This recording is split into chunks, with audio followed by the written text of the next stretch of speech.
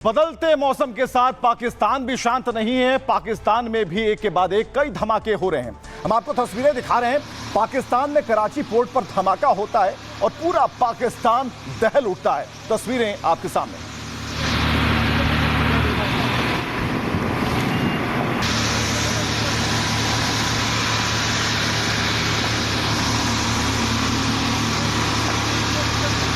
तो हर तरफ धुआं है, ये आग, ये धमाका, इसके पीछे कौन, क्या, किसकी साजिश है, इसका कुछ भी पता नहीं। लेकिन इतना जरूर है कि मुल्ला मुनीर सहम सा गया है। उसे बार बार भारत के आक्रमण का डर सताने लगा है और कराची पोर्ट पर जो धुआं है इस बात की तस्दीक कर रहा है।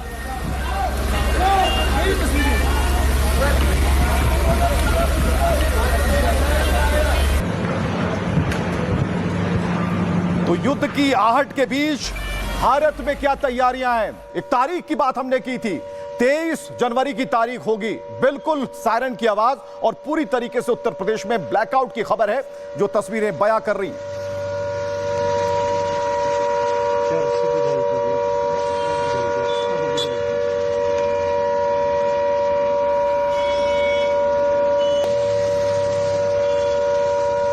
तो ये तस्वीरें बता रही हैं कि किस तरीके से तैयारी है और जो भारतीय सेना है पूरी तरीके से मुस्तैद है। तो ब्लैकआउट की कहानी के पीछे का सच क्या है हम आपको बता रहे हैं। पाकिस्तान के खिलाफ ऑपरेशन सिंदूर 2.0 की तारीख अब आ गई। पूरे उत्तर प्रदेश में 23 जनवरी को ब्लैकआउट मॉक ड्रिल होना है जिसमें आपदा प्रबंधन, एसडीआरएफ, फायर ब्रिगेड को शामिल किया जाएगा।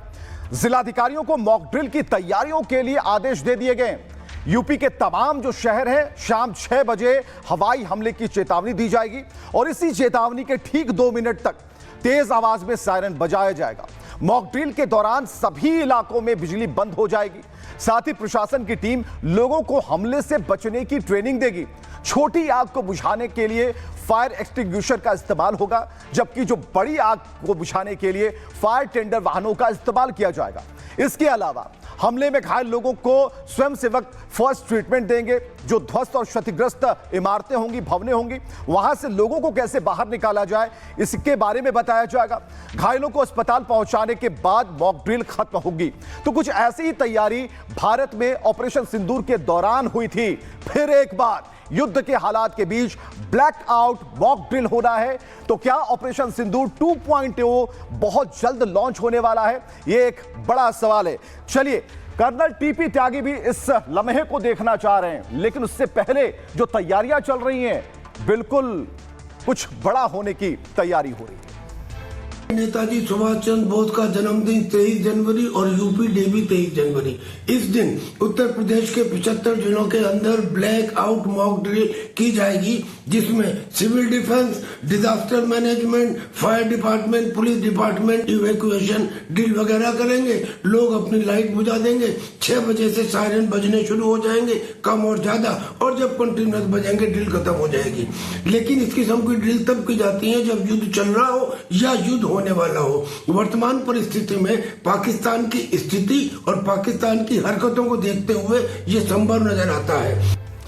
लेकिन अगर ऑपरेशन सिंदूर 2.0 शुरू होता है तो फिर क्या होगा? तस्वीरें उन लोगों को याद रखनी चाहिए कि पाकिस्तान में आतंकियों का जनाजा उठेगा और कुछ ऐसी ही तस्वीरें सामने आएंगी।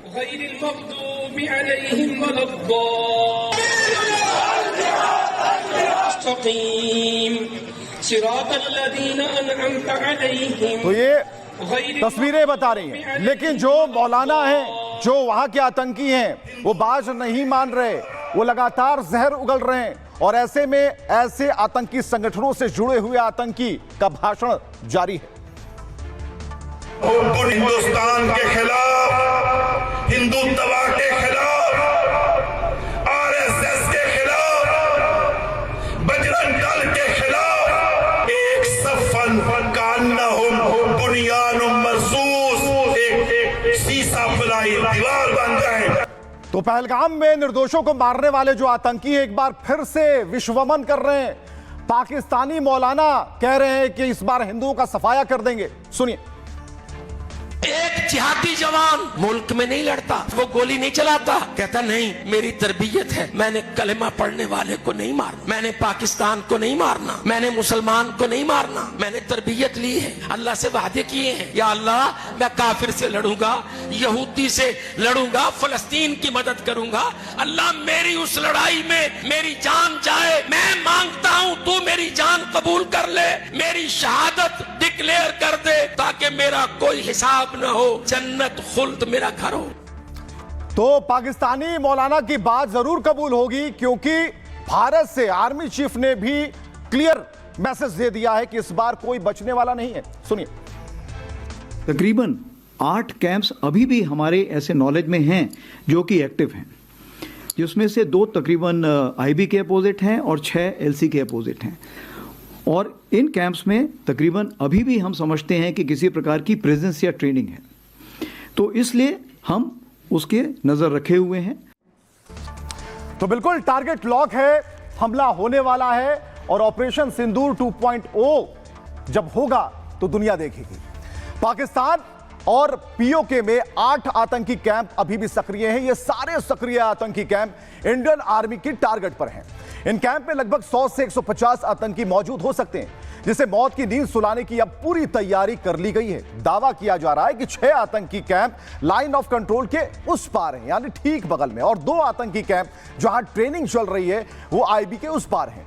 और यहीं से मुनीर और आतंकियों को भारत भेजने की वो तैयारी कर रहा है, क्योंकि इससे पहले वो ऑपरेशन सिंदूर में 9 आतंकी कैंप तबाह हो गए थे और भारत के इस हमले में तकरीबन 100 से ज्यादा आतंकी मारे गए थे।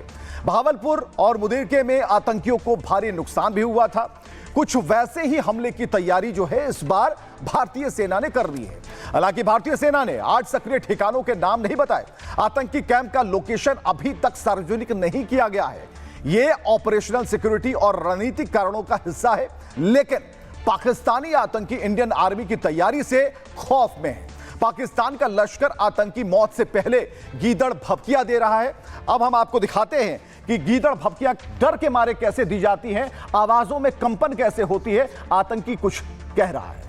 हमने अल्लाह के फजलो करम से इस गैरत की दावत को, हमीयत की दावत को, वफादारी की दावत को, वफाशारी की दावत को, उम्मत, मिल्लत, अखूबत, भाईबंदी के तसव्वुर को इतना प्रमोट करना है, इतना आगे लेकर चलना है कि अशिद्दाउ अलल कुफ्फार रुहमाउ बैनहुम, कि हम आपस में भाई भाई बन जाएं और हिंदुस्तान के खिलाफ, हिंदुत्व के खिलाफ, आरएसएस के खिलाफ, बजरंग दल के खिलाफ एक सफन कान्नहुम बुनियानुम मरसूस, एक सीसा फलाई दीवार बन जाए, ताकि किसी जगह